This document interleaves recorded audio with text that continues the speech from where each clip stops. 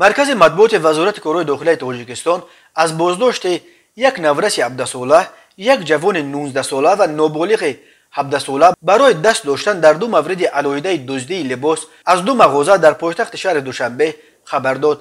از جمله به شعبه وزارت کارهای داخلی یک در نویه فردوسی با عریضه مرد 34 ساله ساکن پایتخت مراجعت نموده است که شب 25 و 26 ژانویه سال 2022 تخمینا ساعت 9:00 دقیقه شخصان نامعلوم با راه پنهانی به مغازه فروش لباس‌ها در آمده از آنجا لباس‌های مردانه را دزدیده از جای حادثه غیب زدند. ضرر رسانیده شده 35300 سومونی را تشکیل می‌دهد.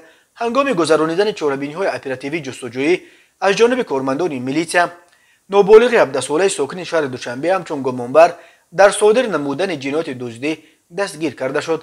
همزمان باز به شعبه وزارت کارهای داخلی مذکور با عریضه جوان 22 ساله ساکن شهر دوشنبه مراجعت نموده است که 14 ژانویه سال 2022 تخمینا ساعت 8:30 دقیقه شخصان نامعلوم با راه پنهانی به مغازه‌اش در آمده از آنجا لباس‌های گوناگون را دزدیده از جای حادثه غیب زدند. ضرر رسانیده شده 180,035 سومونی را تشکیل می‌دهد.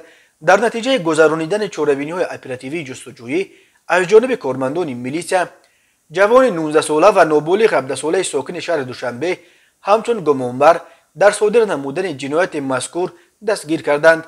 اوید به این حالت‌ها تفتیشات پیشکی ادامه دارد.